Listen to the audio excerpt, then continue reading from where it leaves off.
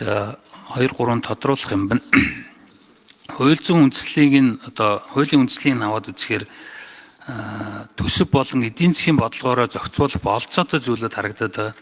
Тэгээд энэ дэр тодорхой асуултууд байна. Стратегийн ач холбогдол бүхий бүтээгдэхүүн гэж шинэ нэр томьёо гарч ирж байна. Яг энэ хуулийн агуулгыг харахаар ерөнхийдөө шатхуунтай холбоотой асуудал байгаа. Тэгтэл одоо дахиад стратегийн орд гэдэгтэй адилхан стратегийн ач холбогдолтой бүхий бүтээгдэхүүн гэдэг ерөнхий агуулгаар оруулж ирдэг нь өөр шүү энэ дотор жишээлбэл стратегийн ач холбогдолтой гэж нэмэх бүтээгдэхүүн байгаа юу? Энийг одоо яг тодорхой зорилгот нь нийцүүлээд нэрийн ерөнхий өгж болоогүй юу гэдэг нэг асуулт байна.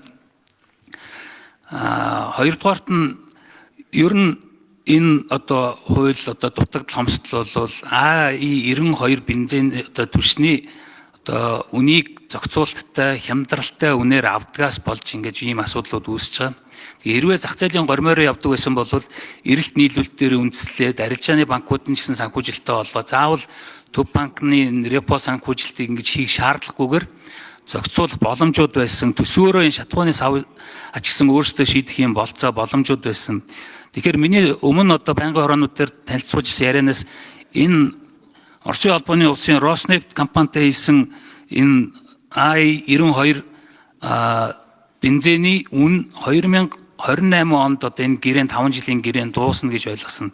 Тэгэхээр энийг одоо нөхөх зах зээлийн үнээрээ явхад яамны зүгээс ямар шүү бодлого одоо барьж байгаа вэ? Яг энэ одоо гэрээ дуусахад бид нарын зах зээлийн үн рүүгээ шилжиж чадах уугүй юу гэдэг ийм асуулт байна. Гуравдугаарт нь Монгол банкны бас бие даасан байдал руу нэг хууль гаргачаад одоо жишээлбэл өөр салбарын ялангуяа эдийн засгийг зохицуулдаг гол салбаруудын бас үйл ажиллагаанд одоо шууд бас халтмааргүй санагдаад байгаа.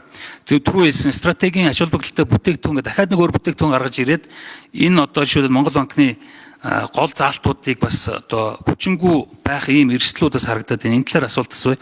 Тэгэхээр энэ репо санхүүжилт хийх гэж байгаа бол Монгол банкны тухай хуулийн 23-ийн 1-ийн 4, 5, 7 дугаар залтыг хамаарахгүй болгоно гэдэг. Үнэхээр л яг арилжааны банкудад тодорхой зорилгын зайгаад репо санхүүжилт хийж байгаа үн цаасын худалдад авч байгаа бол энэ залтуудыг заавал оруулах шаардлагагүй харагдаад байна. Жишээлбэл 23-ийн 1-ийн 4-т нь болохоор хуулийн этгээдийн дөрмийн санд одоо хувь хөрөнгө оруулах үн цаас худалдаж авах энэ харилцаа бол одоо жишээлбэл энэ үзэл баримтлаас харагдахгүй байгаа учраас энийг заавал одоо Монгол банкны энэ хуулийг үйлчлэггүйгээр ингэж хязгаарлах хэрэг байна уу? Нөгөөх нь бас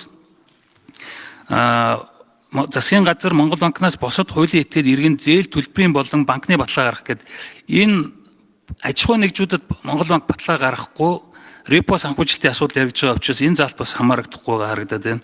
23-ийн 1-ийн 7 дээр бас хууль зааснаас босод тохиолдолд хуулийн этгээдэд эдийн засгийн буюу арилжааны давуу байдал бий болгон эдийн засгийн тодорхой салбар зориулсан тэнцлийн болон тэнцлийн гадуурх аливаа хэлцэлт гүйлгээ хийхгүй гэсэн ийм хоригдсан залтыг энэ одоо бүтээгдэхүүнээр хамаарагдахгүй байхаар заасан байна л дээ. Тэгэхээр ингэх шаардлага байхгүй харагдаад байгаа. Арилжааны банкудаар репо хэлцлээ хийгээд явхад бол энэ одоо хувийн аж ахуй нэгжүүдийн хувь хувьцаа худалдаж явах баталгаа гарах асуудал гарахгүй харагдаад байгаа. Тэгээд энийг оруулж ирсэн энэ түлшний асуудал болон одоо савны асуудлаас болоод өөр асуудал байна уу? Энэ талаар тодруулга өгөөч. Баярлалаа. За энэ хуулийн нэршилтэй холбоотой асуудал бол стратегийн нөөц бараа материалын нэр төрөл гэсэн нэр томьёо нь одоо хуульд биш улсын хурлын тогтоолд байдаг юм бэл. Хууль тогтоомжийн тухай хуулийн 31-ийн 1 заасныг баримтлаад бид бол энэ өмнө хэрэглэгдэжсэн энэ томьёолоор нь аваад явж байгаа. За энэ дотор бол шатхууны төрлийн одоо бүхий л бүтээгдэхүүнүүдийг бид нэр ойлгох ёстой. За энэ хууль зайлшгүй гарах гээд байгаа шалтгаан нь юу вэ гэхээр бидний хэрэглээ огцом өсчөөд байгаа байхгүй. Бид эх онд 100 сая тонн нүүрс экспортлно.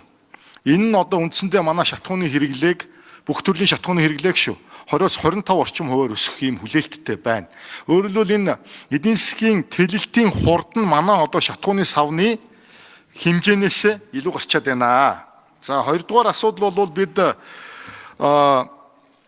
асуултын хувьд бол зах зээлийн үнээр нь явуулах чиглэлд бол зөвхөн К2 буюу Евро 2 стандартын АИ92 автобензин дээр л Оросын холбооны улстай урт хугацааны гэрээтэй 2028 он бол жил болгон сунгаа явдаг.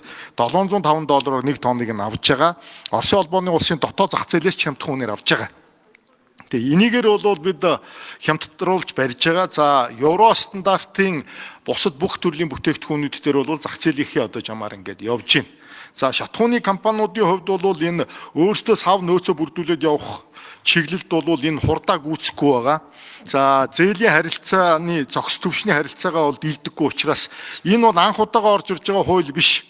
2022 оны 2 дугаар сард дэлхийн зах зээл дээрх газрын тосны үнийн баррел нь $148 хүрч шатхууны үн $4500 хүрэх нөхцөл байдал үүссэнтэй холбоотойгоор бид 2022 оны 4 дугаар сард гол нэрийн зарим бараа бүтээгдэхүүний үнийн өсөлт хомсдлоо сэргийлэх сөрөг нөлөөг бууруулах тухай хууль батлаад аж ахуйн нэгжүүдэд Монгол банкнаас репо санхүүжилт өгж 3 сарынхаа хэрэглээг урьдчил захиалж доктортой байдлыг хангаж исэн ийм туршлага байна. Олон улсын геополитикийн нөхцөл байдал, тайван бус байгаа байдал, манай дотоодын хэрэглээний эдийн засгийн одоо өсөлттэй холбоотойгоор бид шатхууны нөөцийг бүрдүүлэх чиглэлд олон жил би бүр дахин тодтогч хэлье. Огт авахгүй явж исэн арга хэмжээг нэг авчитаа л гэж зорж байгаа юм. Нийлүүлж байгаа импорт хийж одоо биднэрт экспорт хийж байгаа манай хөршүүдээс ч гэсэн одоо хамгийн дөрөнд тавьж байгаа шаардлага тэр савныхаа хэмжээг нэмээч. Өөрчилж аваад хадгалаач.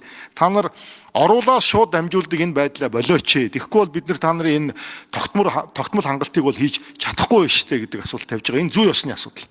Бид нар одоо савны маань хэмжээ байхгүй байгаа учраас бид нар тусгаалсан ийм санхүүжилт гаргаж аж ахуйн нэгжүүдэд эмчхээс өөр одоо арга алга. За Монгол банктай холбоотой асуудал дээр нь Монгол банкны одоо төлөөлөл хариулсан зүг баг.